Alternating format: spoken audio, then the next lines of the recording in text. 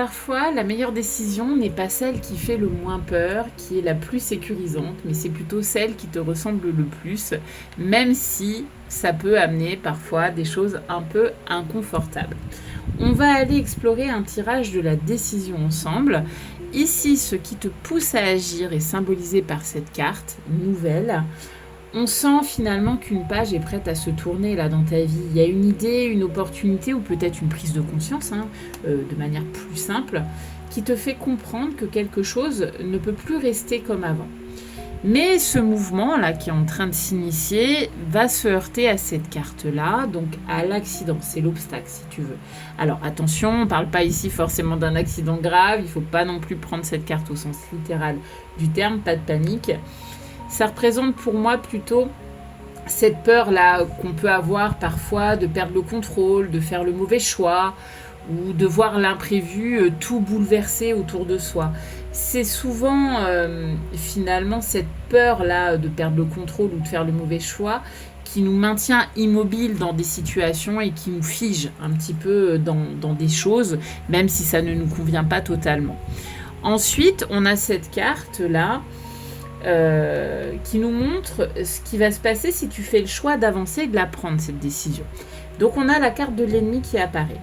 C'est une carte qui rappelle finalement qu'à chaque changement, c'est pas facile à dire, ça fait beaucoup de cheveux, il y a des résistances finalement. Il y a des personnes qui ne comprendront pas autour de toi. Tu auras des critiques, des tensions, mais ça, j'ai envie de te dire, on en a toujours, quoi qu'on fasse. Parfois, même, ça peut être cette petite voix intérieure qui essaie de te convaincre de renoncer pour éviter de tout venir chambouler, quoi.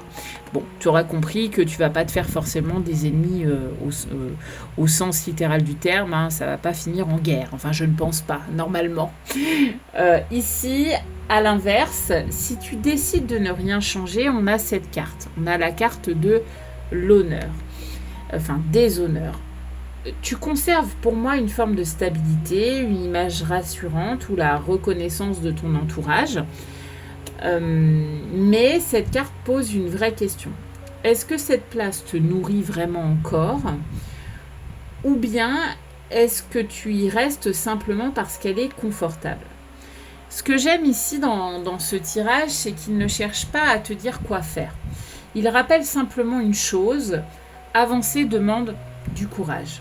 Mais rester immobile est aussi une décision.